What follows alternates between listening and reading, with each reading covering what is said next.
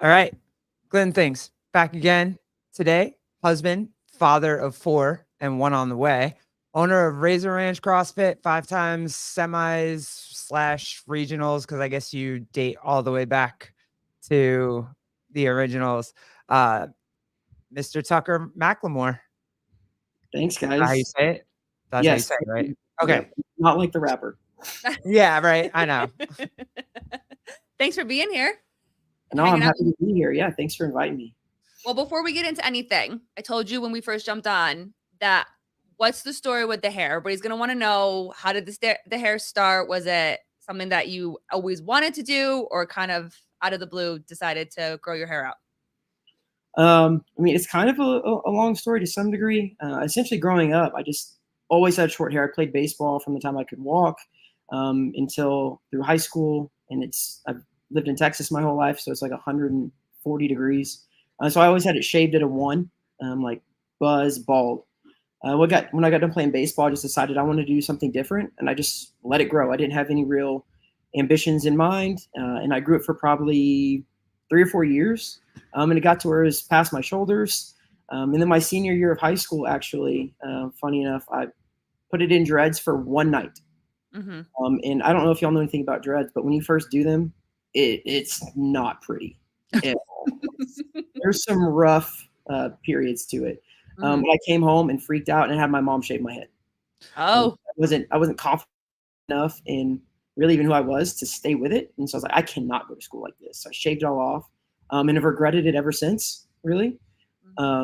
Started growing it again, and then got to, once I actually opened up my own affiliate, that's when I was like, you know what? Like, now's the time. My hair's long again.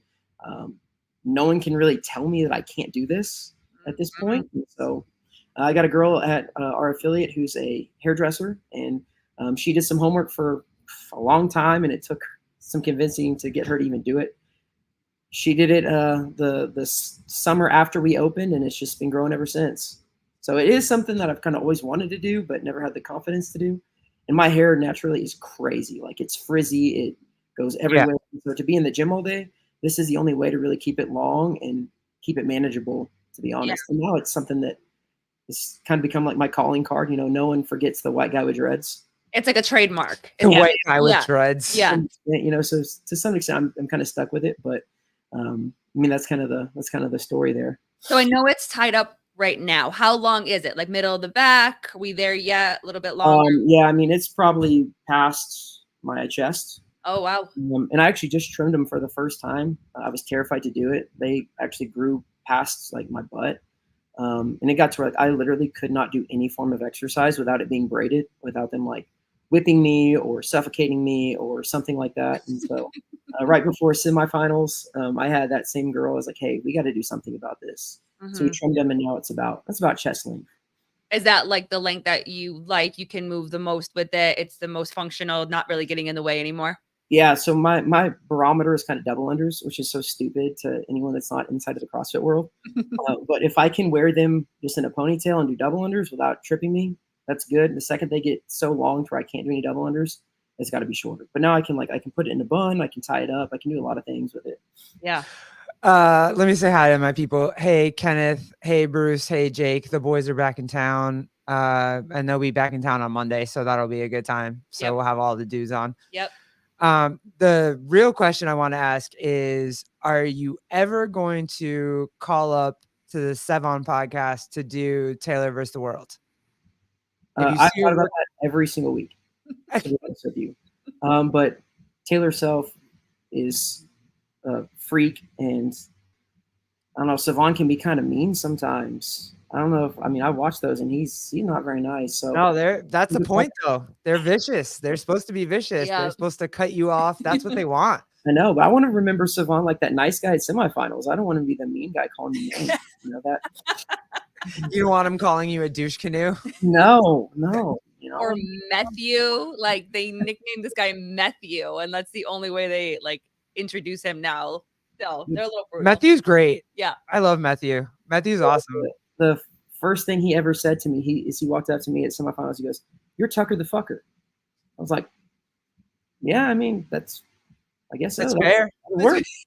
So that was my original introduction to him, you know. Kenneth, you're right. Matthew is a legend. He is a legend. He is. I would love to talk to that dude. Some point I'm gonna find him. I don't know where he is. He is like hiding somewhere, but he's a legend. He is.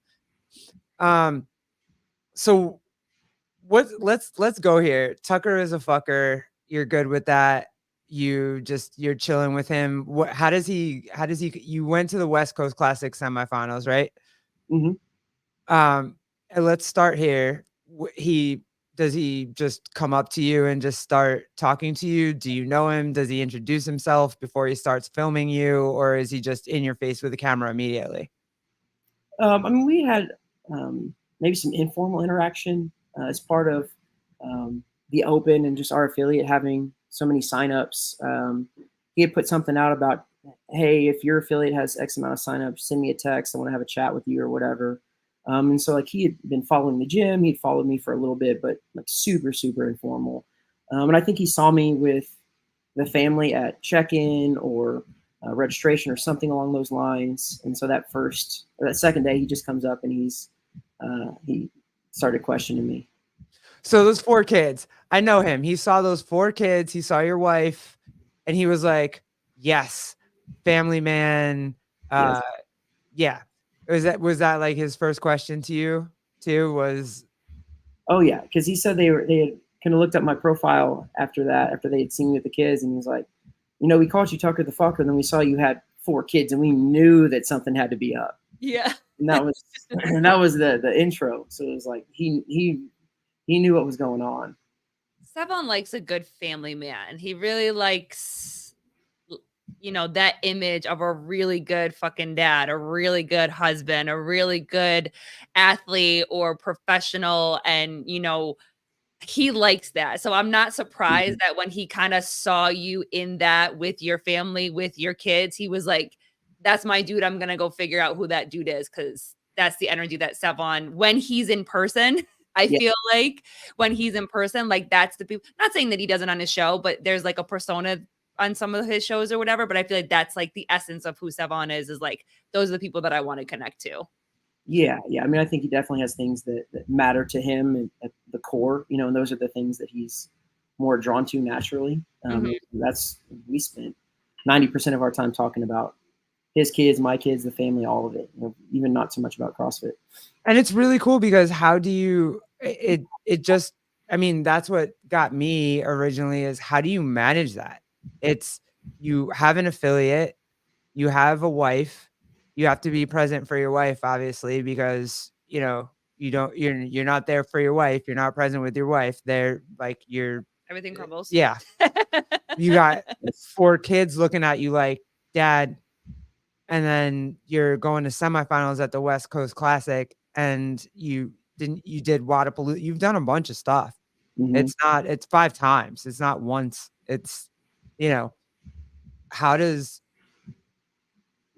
I can see where he would be like, hey, what's up here? What are you doing? How do you manage this? That's more, entertain. Oh, you have a new nickname. Oh, this is what we're going to call you, Dreadlift. That has a ring to it too. I like it. Go. Good job, Jake. I'm not mad at that one. Yeah. That one I can share with my kids. Yeah. Yeah, you definitely can't share the other one. So what's the secret? How do you manage your life? I mean, it's gonna sound trite, but I mean, it really is my family. Like my wife is a freaking superhero. She is so good about kind of letting me get into my routines and my disciplines that are important to me, and doing everything that she can to support me and be my teammate. And that extends to my mom too. My mom lives super close to us. She's a member at our affiliate, and she hasn't missed a day in 5 years. And they go everywhere with us as well. So between my mom and my wife, I mean, they're the ones that when we make these trips, they're the ones really having to make the sacrifice. They're the ones packing for the kids so I don't have to stress about it. They're the ones worrying about lunches during the event so I don't have to stress about it. Without them, I mean, none of it would happen, from the training day to day to the actual game time atmosphere. So that all the credit goes to them really at the root of it. You're 30, about to be 31, and happy birthday, by the way, because I know your birthday's coming up. So Yes. happy birthday. You have 4 kids, 1 on the way. What comes first? Does CrossFit come first, or does your wife come first? Like, do you meet your wife first? Are you guys together first, or do you start CrossFit first? No, wife and family always comes first. And I'm not saying I do that perfectly all the No, no, time. no, no, no. When did you I know what you're saying, but Okay. when did starting? Like, did you start CrossFit before you met your wife? Did you meet your wife in the gym? Did you I was already in the CrossFit world, and I had visions of being competitive. I was not any good when we met by any stretch. But yeah, she kind of came into the picture, and that trajectory was kind of already set for sure. It wasn't until later that it actually turned into anything at all. But no, I guess CrossFit really was kind of the beginning. So she had no problem being like, "Hey babe, you have these dreams of CrossFit and you wanna be competitive," and she just came in and just was like, "Yeah, let's go. Like, I'm here for you. Let's do this." Yeah, I mean, and she was a college athlete as well, so got into CrossFit as a sport, as a way to continue that competitive drive that you get from sport, and it really began just training together. She was my partner, and we would spend all the hours in the gym doing stuff, and so that has always kind of been near and dear to our relationship. Do you So that first baby has to come fairly quickly. Like, I mean, I hate to say it that way. I don't want to sound I don't want you to think I'm crass or whatever. But that first baby has to come fairly quickly because what are the ages again? My oldest daughter will be 8 in October, and then we've got 8, 5, or 7 right now. 7, 5, 2. He just turned 11 months, and then one due in October. Ooh. So Rock star, I yeah. think is the correct word to say for your wife and For- you. Like rock stars to be able to, yeah, that's impressive. So semifinals. So you have 2 babies when you first make it to semifinals? Um, no, one. Just One the first was, one. hmm One on the way. yeah, because that was regionals of 20. The first year I made it individually was 2018. My daughter was, what is that math? 6, 7 months old, Yeah. something along those lines. I made it went on a team in 2017 without any kids or anything, but 2018, yeah, there was one. Oh, what team were you on? I was with CrossFit Argyle, which is another gym local to our area. Okay. That sounds familiar. Yeah. And that was in what year? That 18? was 2017. Oh, 17. 17. That was our first year even knowing I know CrossFit. what I'm talking about. It was 2016. Oh yeah, we didn't know CrossFit yet. No. So we must have went back and watched it. Yeah, we hadn't found CrossFit yet. Yeah. We found it 16? The end of 2016. Yeah, that's you did your first open because 2017, yeah. Okay. yeah, because mine was 18 because we got pregnant with our son in he was born in Yeah. 17, so 18 was my first year of the open. Mhm. But so you're going individual. You're like, hey, I'm competing individual. I'm going to the semifinals. You have your daughter. She's not even walking yet. Your wife, she's still just all about your wife. Your wife is cool? Like, she's like, yeah, let's do it, babe. Like, I'm gonna Yeah, I mean, we've always looked at it as it's an experience for all of us. And at that point, like, my little girl's too little to ever really have any memories of it. But most of the reason why I'm even still doing it is so they can have memories of like dad doing hard things, dad doing things that we can look back and be proud of and know that he had some kind of real life experience when he's trying to parent us and teach us things. And it started early on. Like I said, I don't expect her to remember anything from 2018 by any means, but that's just kind of always been the game plan and always the way I think about it. I don't know if that's just something that has made it easier to deal with splitting time and attention, a way to kind of compartmentalize things. But that's always kind of been the attitude and the approach for it. Do you have a very strict schedule, like daily schedule between the gym, between your own personal training, set time for your kids, your wife, your home? Like, do you have such a regimented schedule so that you feel that you're connecting with everybody and you're not missing something? Oh yeah, for sure. I mean, I'm very much a creature of habit, and I think that's one thing that helped me out this year was I think for the first time in a while, like for an entire calendar year, I did the exact same thing every single day, come rain, shine, whatever the case was. And it's been that way really since I really started being competitive or trying to anyway. At least maybe the starting point was when I started coaching, because once I started coaching, I was coaching a lot of early mornings. Yeah. And to make that feasible, like you've got to be on some kind of routine, time wise, food wise, training wise, family wise. So there is very much a rhythm to our day to day, our week to week, our month to month for sure. Was it difficult to find that perfect schedule that works for you guys? Like, did you try it one way that felt a little bit more like your lead? And then your wife was like, maybe not so much this. Like, did it take you guys some time to figure out that perfect schedule that works for you guys? For sure. I think that's always kind of been a moving target, with every kid, it complicates it to some degree. Mm-hmm. But yeah, it's been, hey, you know what?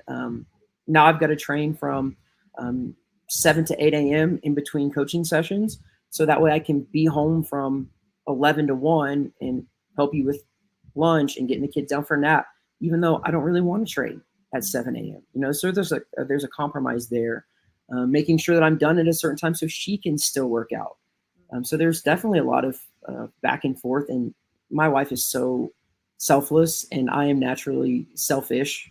And so it's very easy at the beginning to get to where like I'm just the one take, and she's just sacrifice. Mm-hmm. And those are all any fight we have, and was like, babe, you just got to be more selfish. Like, I just need you to tell me, because I don't even think about it. I just get to where I'm doing my day to day and I'm doing my thing and I'm in my zone and I don't even realize. Yeah. And I just need to be interrupted and hit in the head with like, hey, this is not the way I want things to be done. This is not kind of meeting my expectations. And again, I'm not saying I'm always perfect, but we try to be responsive to one another when those conversations happen. Yeah, it definitely has been something that has taken some trial and error for sure. Well, yeah, because you have your gym too. When did you start your affiliate? So we opened in 2019. Okay. And I've coached as long as I've done CrossFit, so it's always been. So what number kid is that? 2019. What number kid is that? Is that kid 2? Let's see. It's bad that I have to think about this. I couldn't keep all their birthdays straight the other day, and my wife was laughing at me, and it was not good. Let's see. We had my 2, and the third was on the way. We opened in May of 2019. My daughter was born in October of 2019. What a crew, man. That's crazy. What a crew. Look at that picture. Yeah. That is so cool. Yeah, that was this past year's open. Yeah. And if you go back, like every open post, there's like a new kid. That was our joke. How silly that is, that the last few years, every single open, there's just another baby somebody's holding. Yep. It really is so cool to see you guys together. Like, I was scrolling through, and just to see you guys together and see the way that you guys look at each other, and with all the things that you have going on. And don't get me, you are so young to have all of these things going on. It's amazing to me, like the connection that I can see that you guys have together. It's amazing. Oh man, I'm telling you, she's the greatest. I love her more than anything. Like I tell her all the time, like when we were talking about this, I was like, you need to be the one on the podcast, not me. Like, you are the one that puts all of this together, and I couldn't do any of it. I wouldn't want to do any of it without Yeah. her, to be honest with you.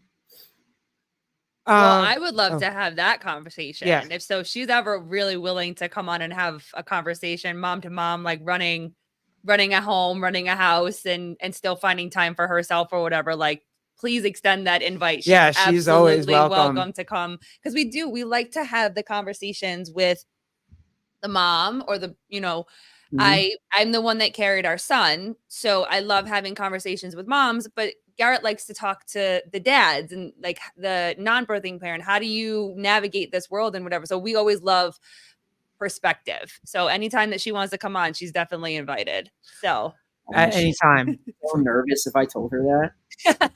She would freak out.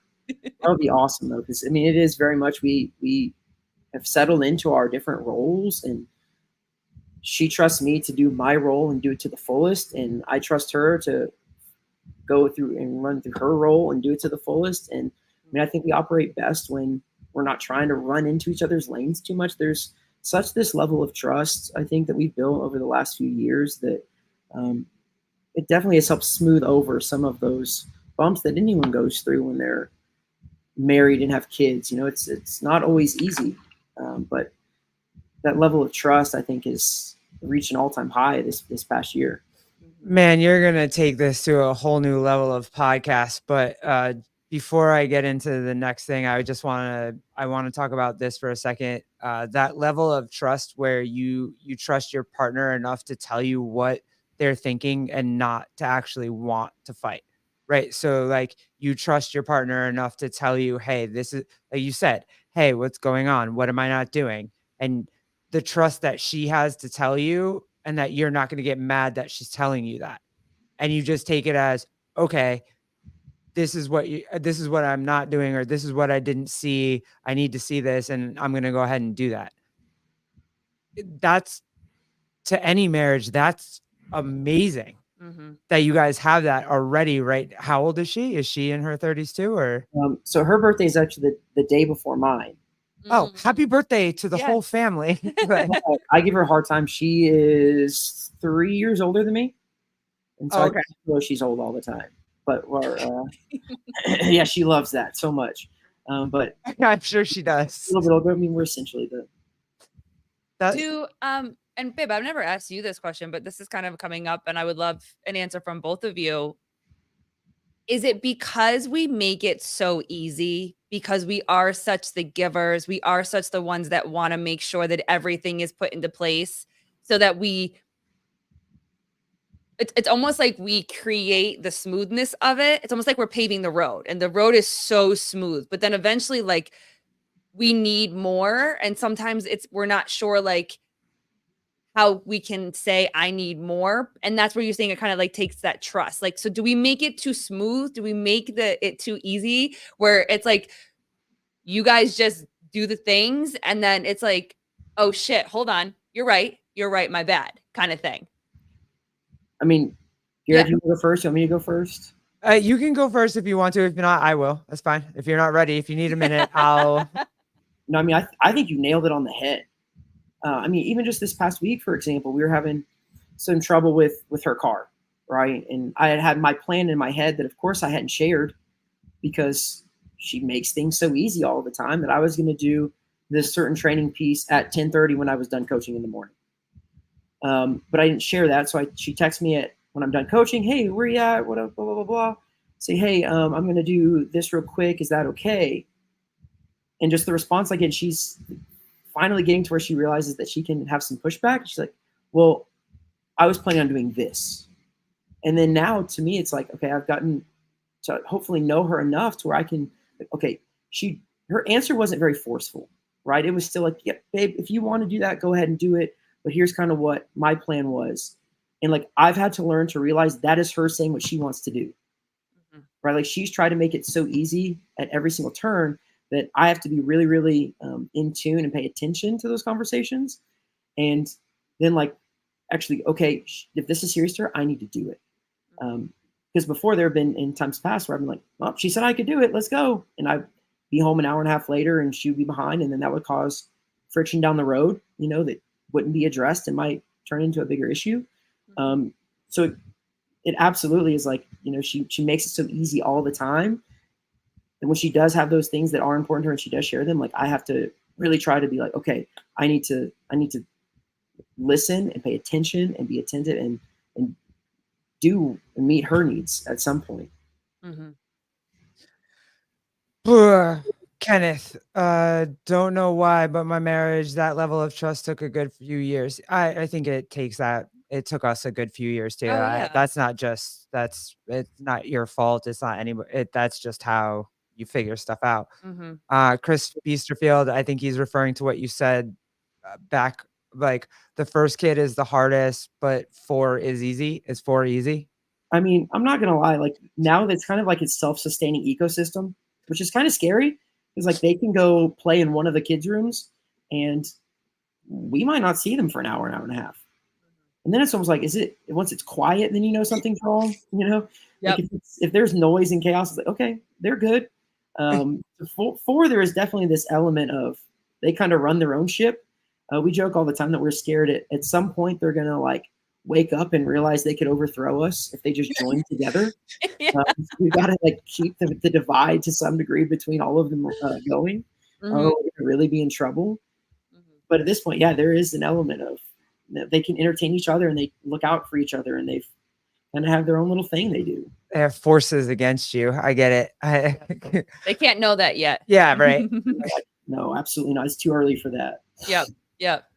Okay, so before we'll get all into this, but I don't want to not be able to talk about your semifinals experience.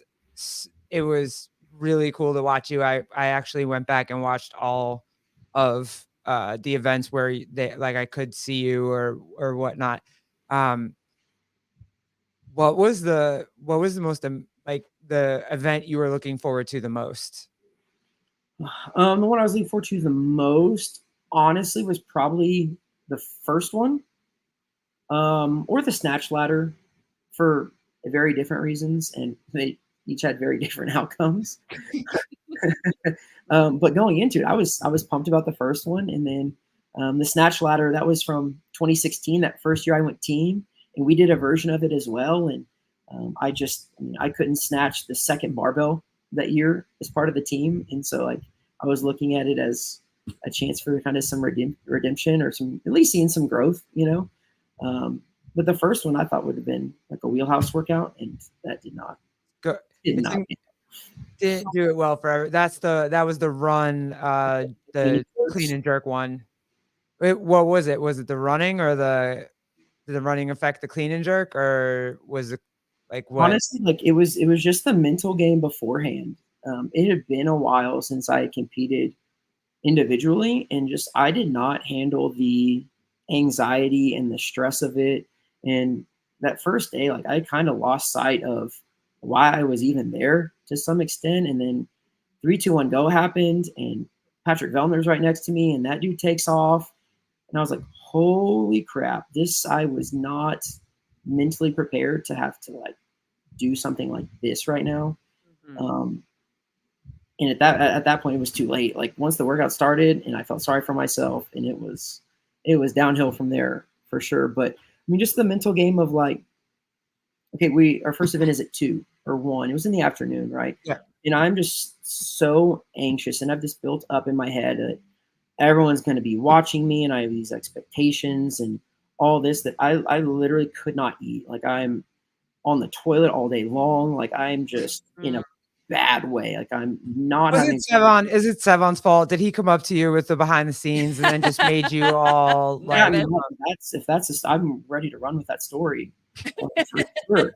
But I mean, to some extent, it is like you go to the athlete briefing the first night, and it's Justin Medeiros is sitting there, and you try not to fangirl over these people because like they are competitors, right? But it's also people that have been around the block a lot and have had more experiences than I have in the last few years. And it's hard not to be like, do I belong to some extent? And then it becomes about trying to prove that you do. And at the end of the day, like, and I think that's the people that do it best at those stages, to some degree, they do run their race. Like we are competing against one another, but I think the ones that operate best under those pressures understand that at the end of the day, it's you versus that workout, and you have to execute against your abilities and not against what a lot of other people in the field are doing to a certain extent.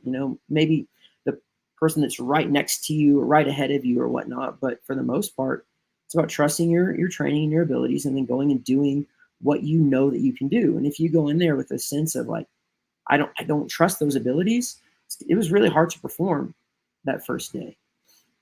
Does the anxiety of having your whole family there, your kids, like, is that, traveling? Because we travel with one kid. I can't imagine traveling with 4 kids. Does that play any kind of role? Or is your wife just like, hey, I got this, don't worry about it? And then it's the other anxieties. From the standpoint of like the day-to-day care and everything, that's not it at all, because like I said, they make that so easy. It is the thought creeps in of like, I don't want my kids to see me get my butt kicked, like, or my kids be proud of me. Which is so silly because like I can get freaking dead last in an event, and the first question my kids ask when I get up there is, "Hey, Dad, can we go to the beach tonight?"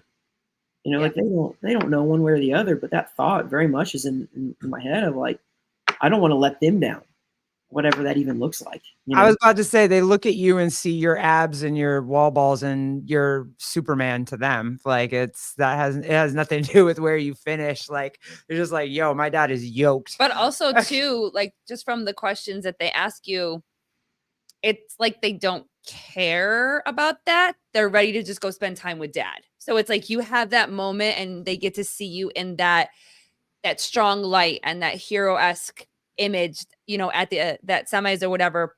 But your baby's like, okay, you're done. Great. Can we go to the beach? Can we go spend time together? And I think that that's what kids remind us of is, yeah, we put our nose to the ground, you guys provide and protect and do all of these and have all of these rules. And at the end of the day, kids just want to spend time. It doesn't matter if you're on the beach, in the backyard, going for a walk, doing this, sitting on the couch, watching a movie. Even if they're watching the movie and you're sleeping, they're happy because you're still right there. Yeah. And it's just a reminder of like, it almost grounds you a little bit, would you say? Like they very much keep you grounded. For sure. I mean, it's all about perspective, right? And like nothing helps you realize that this thing that I've built up in my head does not matter like kids, because they're not worried about anything other than time spent and getting to do fun things and things like that. They're not worried about the gym or the training day ahead or the results of a competition, and if I can like just hone in on that and block out all the other noise, like that was when I felt like my performance started to improve a little bit, or when training just goes well on any given day. They very much keep you rooted in like, oh, what really matters in this life and what is all the extra bull crap. Yeah. Judy, hey, what's up, girl? Miss you.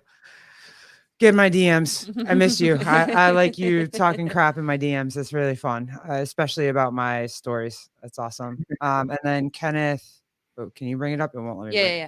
Yeah. Kenneth had a question for you. Kenneth the Lab, is touch and go on the last bar of the ladder actually crazy, or were more athletes just being conservative? I'm assuming I think no, the first event. The first 10 in a row is crazy. 10 in a row is wild, for sure. But I do think that there was, in that first event, very much, a lot of it was kind of like flying as close to the sun as you could for as long as possible. And then once you get to that last barbell, like it was way more of a running workout than it was a clean and jerk workout in my experience, especially with us having to go up the stairs and down the stairs and whatnot. Like there was just a little bit more on the run. So once that last run was done, if you had paced it right and you had any juice in the tank, I think I did 3 or 4 or 2 or 3 touch and go on that last one just to be done with it.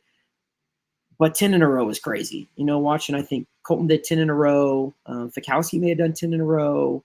And I mean, they set a much faster pace than what I was doing on the run too, and so 10 in a row is wild. But to get to like 5 singles and then to see the end of the tunnel and be, okay, I'm going to hang on for these last 5.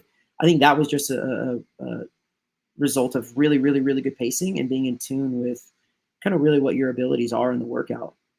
Did you fly too close to the sun? Did you try to like keep like Vellner on the run? Did you try to hold hands with Vellner and we run asked with Ellie him? Hiller Like- this too. Did you try to like? No, to be honest, it was the opposite. Like 3, 2, 1, go happened, and they all took off, and I was dead last. I was like, they went too fast.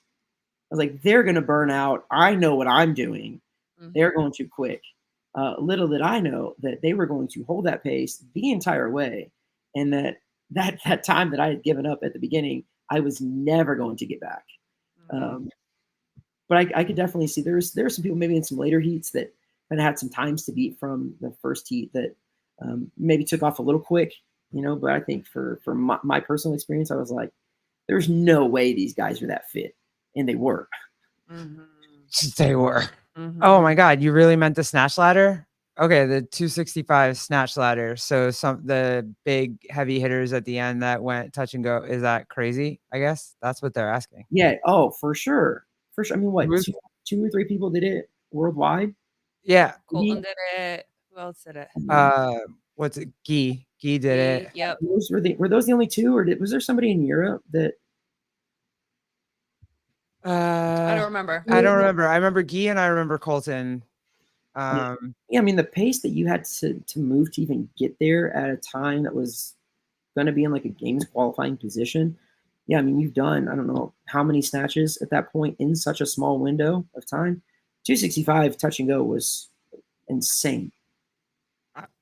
Nope. I don't even look. I'm happy I deadlift 265. I'm not even trying to like. That's fine. I'm good. I'm good with that all the way. That's fine. Well, you said that this was like a repeat for you in a way to see how far you've come, see what your training has looked like, and whatever. Were there still any nerves to being in the snatch ladder and how heavy it was, and what did your snatch training look like from the first time you did a variation of this workout to this one? Oh man, I mean, since that workout came out that year for regionals, I think I've probably snatched 2 to 3 days every single week for the last 6 years. I don't know that I'd actually ever like retested that specific workout, funny enough. But I mean, all kinds, having a lighter technique day, having a day where I am snatching heavy, trying to make sure that there is a mix of working touch and go work, I mean, all components, but that's always been a huge weakness, at least historically. And so at least 2 to 3 days a week of whether it's mobility or strength or whatever the case is, like I've had to have so many touches on that over the last 6 years that it is crazy.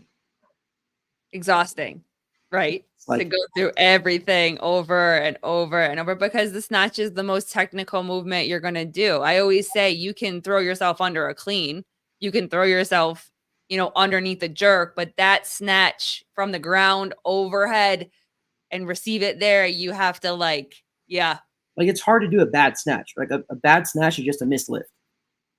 Right. You can have like a really pretty snatch, and like our joke at the affiliate is that you get one good snatch day a year. Whenever you cash that in, like you're done. So like January, enjoy it. You come in and you just have like this magical snatch day, and it's gonna be a long year for you. But that's kind of the tongue-in-cheek joke, because it is so difficult, and it does require a ton of practice. I mean, leading up to semifinals, I probably once the workouts came out, I was snatching maybe 3 to 4 days a week in some capacity, just to make sure that like this is my chance. I'm gonna make sure I at least beat 2016. Yeah, and I love that because it's true. You do get one good snatch day a year, and my heaviest snatch I ever did was a power snatch at 120, and it was an ugly 120, but I was like, oh well, I got it. Like starfish still counts.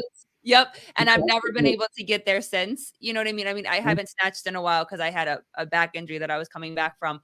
But once learning the snatch as a coach, it actually is my favorite lift to teach because it's so technical and it kind of forces people to slow down. What's your favorite part about coaching? Hold on. Wait, we're going to get into his affiliate in a second. Okay. Hold on 1 second.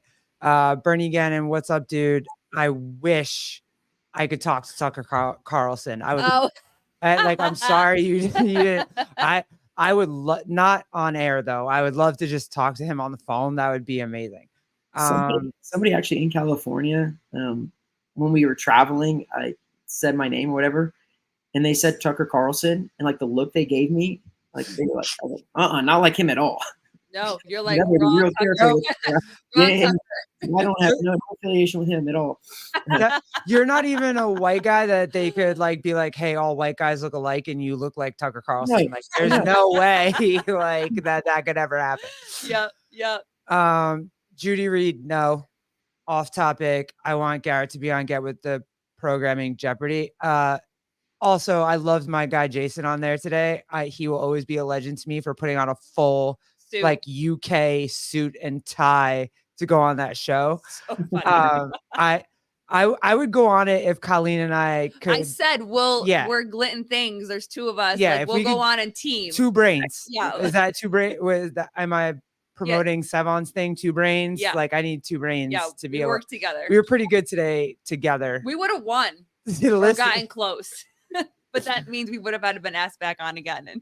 but that was awesome. And then Jody Lynn, hi all, on my patio, laying out here to raise the sun, loving the conversation, laughing my ass off on Tucker, realizing that yes, that they're in great shape. Judy, please don't go into Chase's DMs and No, start talking don't. about Please us don't. going on Nope. Jeopardy. No. Please don't do that. We might not speak for a while. I barely survived Pedro's around the whiteboard, and you saw that I ended up messing up at the end. So it's like I'm good. It's cool. Yeah, please don't do that to us.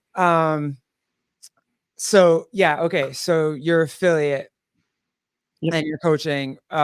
You said to go all the way back. When did you actually start coaching? Like you got your level 1 when, and then you started coaching when?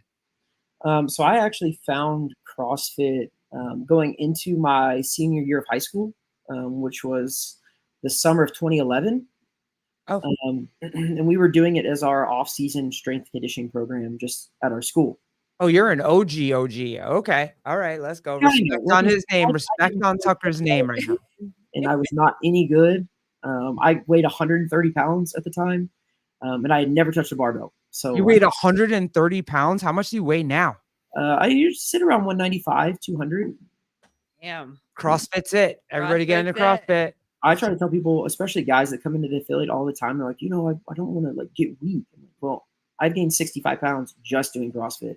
I think you'll probably be okay if we do this the right way. Right.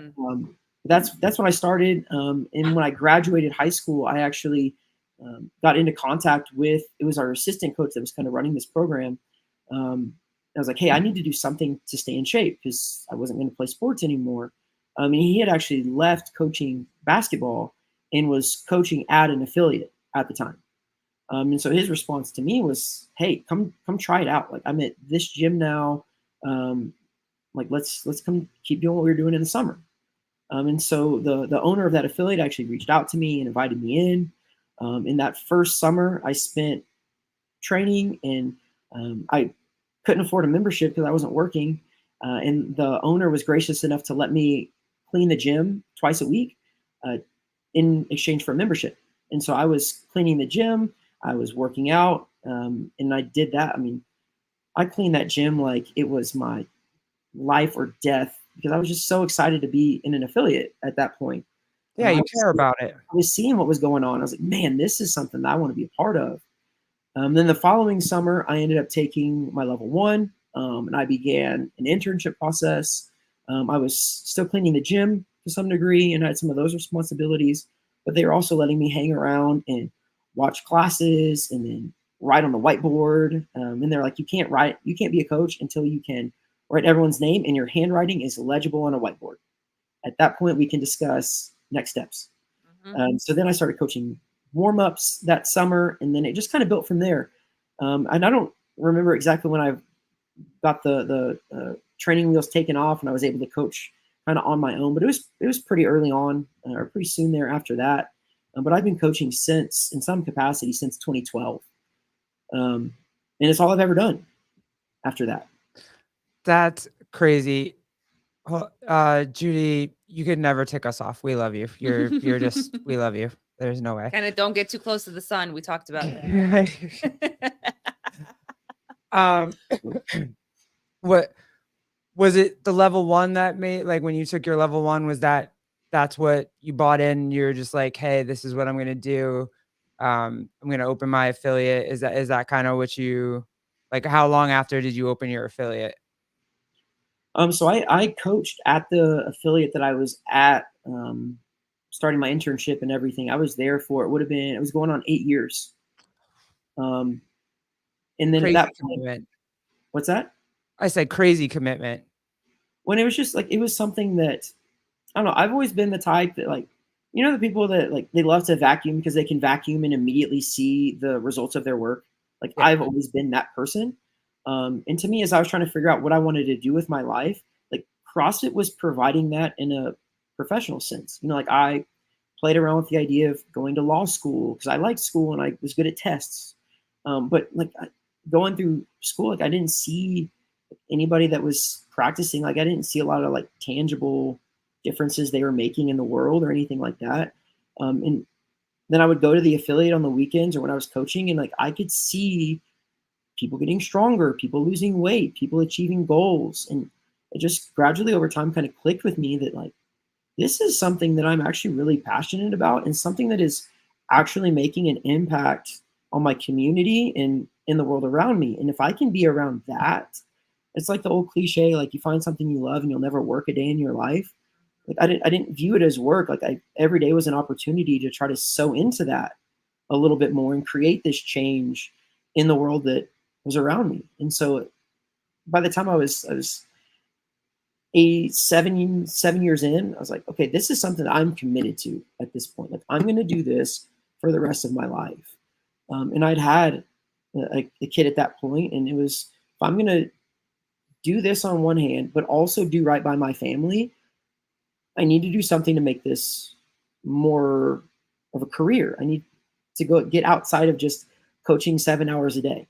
Mm-hmm. Because then I'm not spending any time with this family that I'm creating. Like, I'm robbing Peter to pay Paul. And so that's when I had the conversation with the owner of that affiliate. I was like, hey, I either, like, I want to be more involved here, or if that's not a possibility, then I'm going to need to go start my own thing. And then we just kind of agreed, hey, this is probably the best chance for us to kind of split. And we discussed locations and whatnot. And I wanted to make sure that I was going to move a respectful distance away. But at the same point, like, it was my hometown. Right. I couldn't move all the way somewhere else and start over if I didn't have to. And so we moved 20 minutes down the road, and I've been here ever since.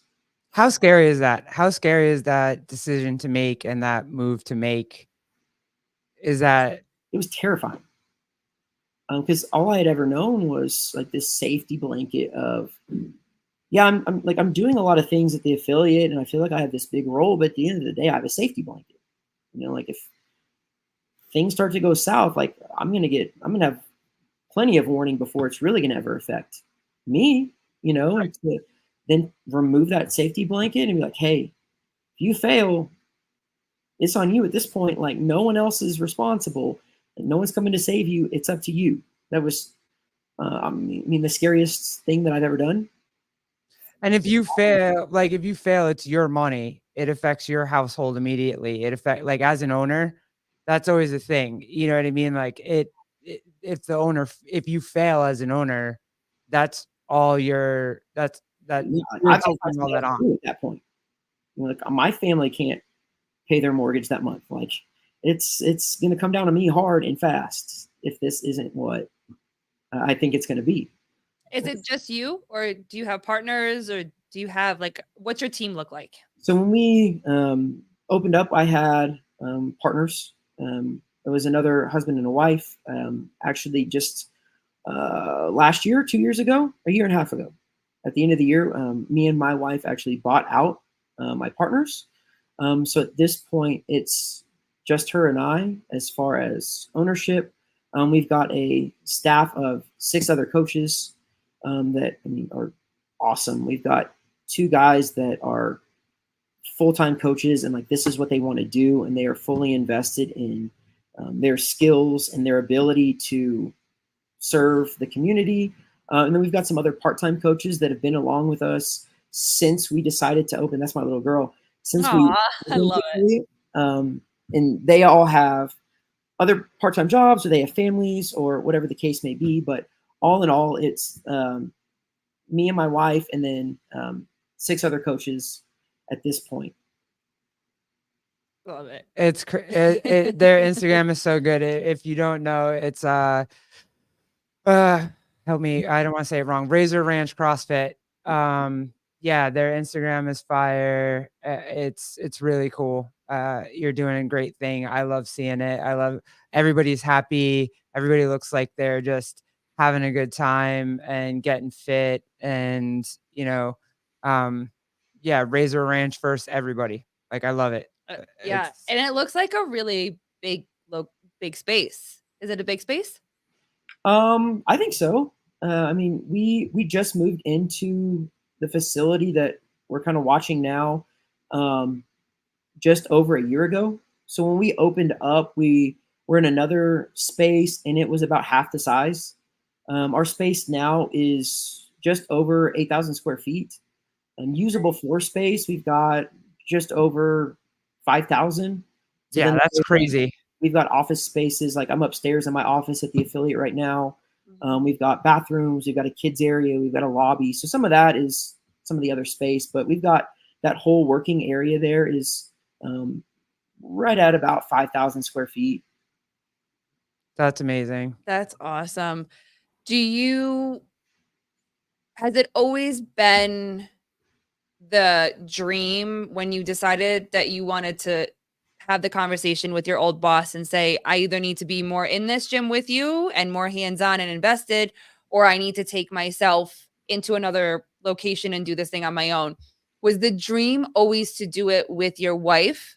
Or was there ever a time where it was like, babe, this is what I want to do, and she wasn't sure if she was going to be able to split her time between being a business partner with you and being, your wife at home and mother? Honestly, like I'm so bullheaded sometimes, and so stubborn, and like I live in this big picture type world to where like I just see the ideal in the world that I want to live in, and then I'm just going to go try to create that. I don't even see any other option, which definitely has its weaknesses and its shortcomings for sure.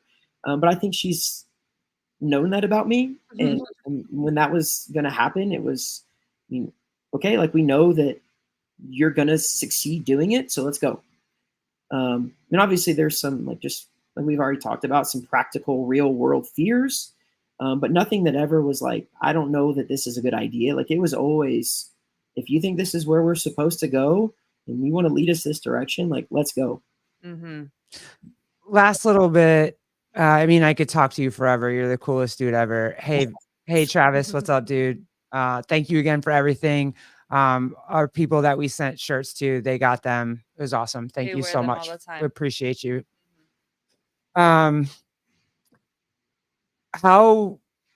How scary, real world scary was it when you're having your first baby and you're a girl dad out the gate?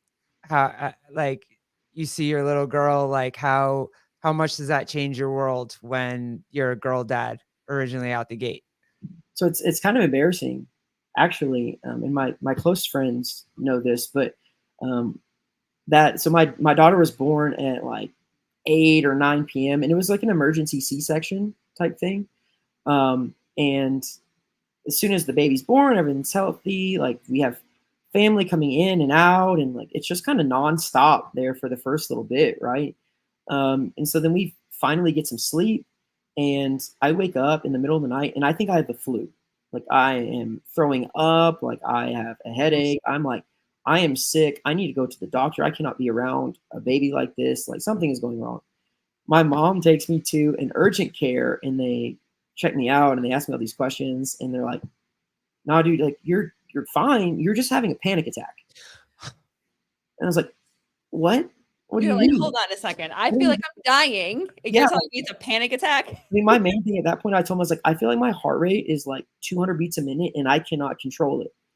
And they check it and it's like, whatever, like 70. Chill. It's Yeah, chill. you're fit as hell and you don't, yeah, you're Yeah, good. and I'm like, no, that doesn't make sense. And like, I didn't have any history with anxiety or panic attacks or anything like that, you know? And they're like, nope, this is what this is. And so they gave me, what's they gave me a Xanax. I'll say Oh Xanax. yeah. I took a Xanax on the way back to the hospital and I don't remember the rest of that day. Like I just slept and like, I don't remember any of it. So it very much was something that's like immediately, like if you're not processing it, like it can come hard and it comes fast. And like, y'all know, like once the baby's here, like there's no going back. Like the world has changed forever Yep. at that point. It's funny Yeah. because obviously, right, like you had your girl first, I had a boy first.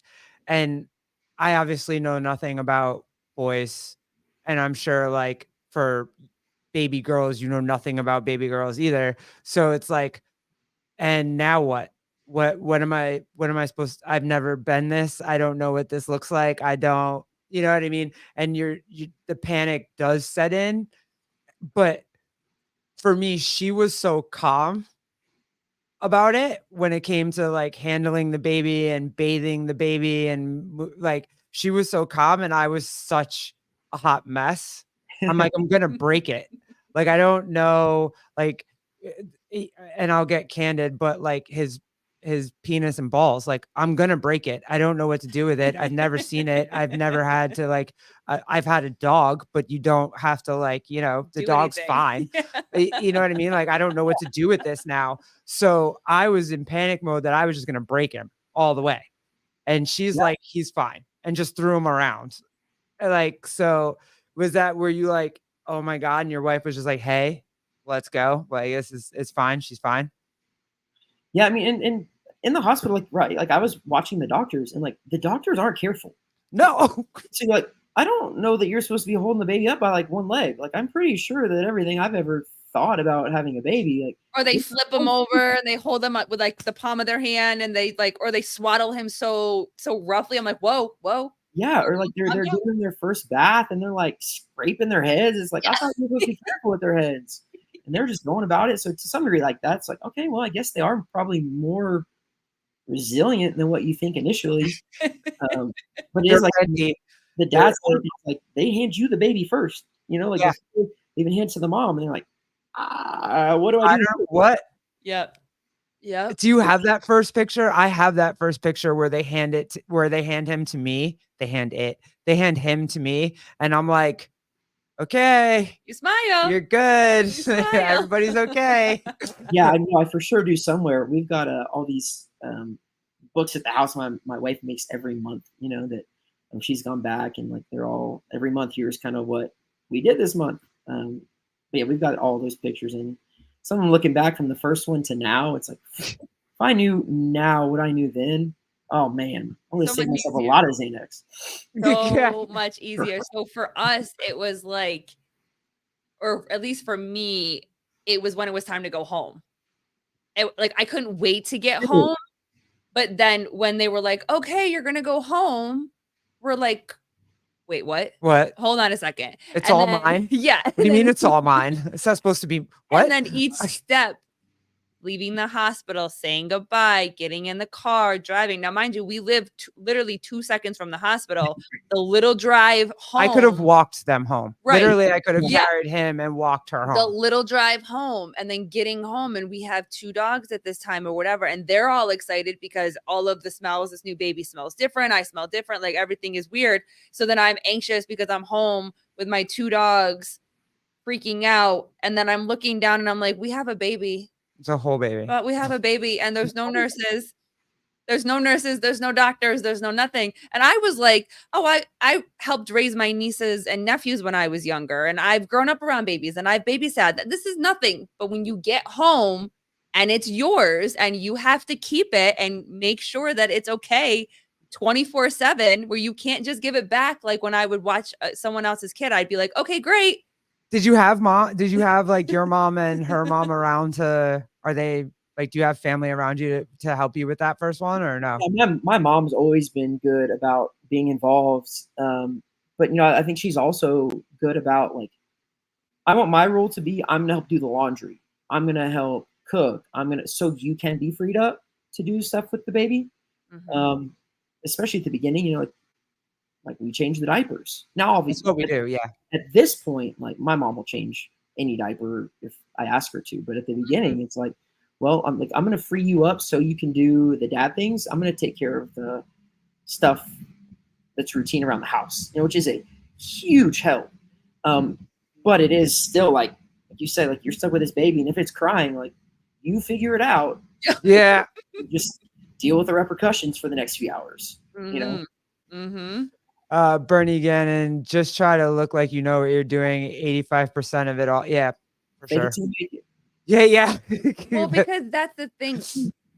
They don't come with a rule book. They don't come with instructions. And as much guidance as we have from our parents, whether you have good parents or not good parents or different relationships and stuff like that, they can give you all they have of information and tools, but you're in it and your kid is not like you were, or we're not all the same and we don't parent the same, and society is not the same and community is not the same and house life is like everything is different. Each kid is different. So it's always nice to have a little bit of advice or whatever, but sometimes it's like, I gotta figure it out. well, that doesn't work. I need to figure it out. It's that messy action of we're gonna figure it out one way or another. So appreciate it, but let me try to figure it out. Was that hard? Was that ever hard for like? Did your mom always ever overstep? I know you said that she helped you around the house, but did you ever feel like there was like a time where you had to like, Mom, we're just trying to figure it out? Did you ever have that type of conversation with her? No, I mean, to be honest with you, I don't think we ever did.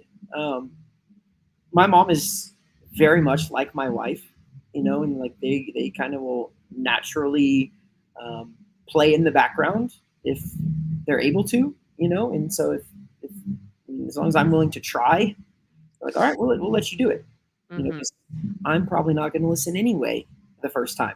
I'm going to try to do it my way because I always think that my way is going to be what works.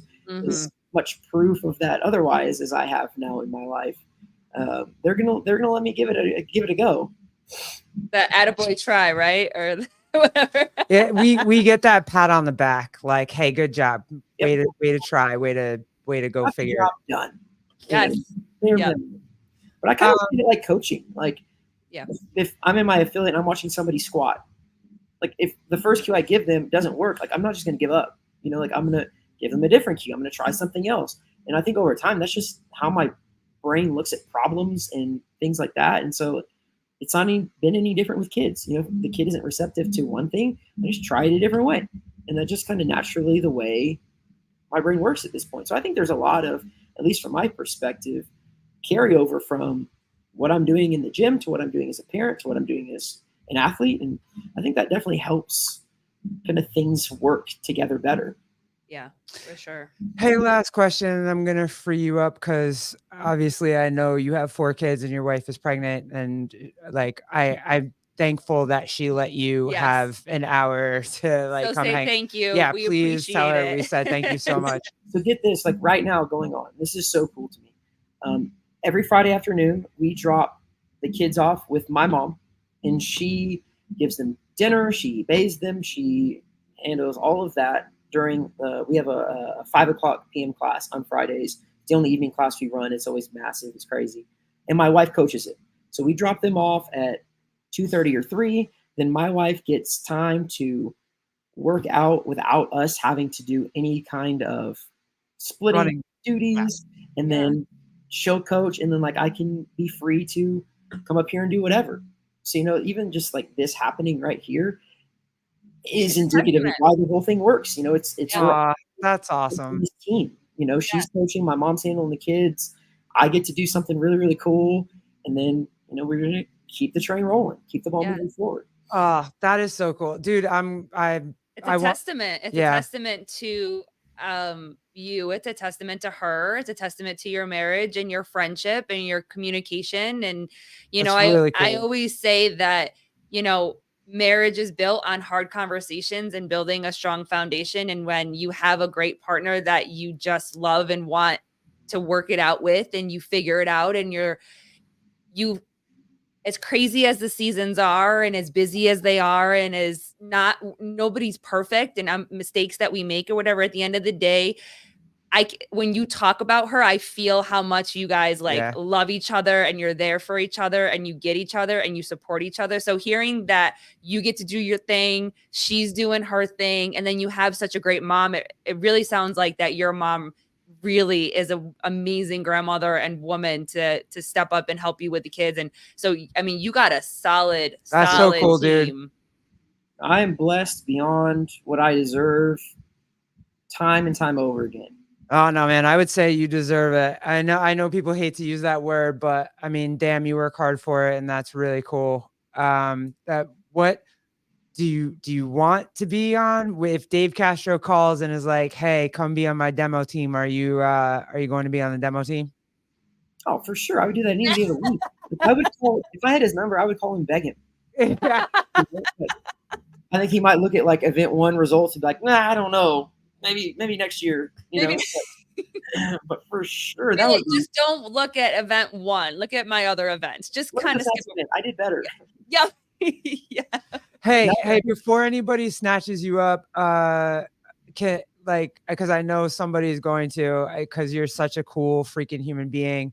If you want to jump on the pod for the games when the games come around, I know Ellie Hiller wants to jump on. If you want to jump on, we'll get crazy and fun Jason CF Media and see talk about the games. Yeah, and just nerd out on the games like that. Think of the games. I wish.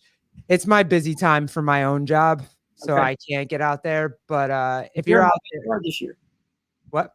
They're in my backyard this year. That's what I'm saying. Like, someone's gonna snatch you up, Listen, dude. Just remember, I asked first. We'll send you a link, and you can just on your phone and just anytime. Let's do it. I'm game for sure. Yeah, that's really awesome, dude. Thank you so much for tonight. Tell your wife we said thank you. We really, your mom, tell all the moms, tell them we said thank you. Yeah, for sure. Yeah, well, we definitely would love to invite you to come on again and just continue the conversation, and more dad stuff, more husband stuff, more and your gym stuff. too. We didn't even get into the history yet, but we'll do that next time. I promise. That was cool too. So for sure, yeah, no, let's do it. Let's do it next time for sure. Bro, thank you so much. Appreciate you answering me and then hopping on. It's very, very nice to meet you. Yes, have a good night. We'll see you soon. Bye. Cool dude. Yo, he's so cool, awesome as he is, on the behind the scenes, and then he's such a cool dude. That was so fun. I could have talked about anything with him. That was super fun. So yeah, I do. I love hearing real life. Yeah, I just love hearing about life, and I love hearing Dreadlift. Make it a thing. That'll be on his next thumbnail. Yeah, it'll be right across. We won't even call him Tucker anymore. Yeah, fire. But I just love talking about real life. Like, real life is messy and chaotic. And I mean, we have one kid. He's got 4 kids, one on the way. And he's got an affiliate and his own career and his own passion and his what. Like, I just love hearing about how people can navigate and they navigate it well, and they're so young. I can't even that's the thing for me too.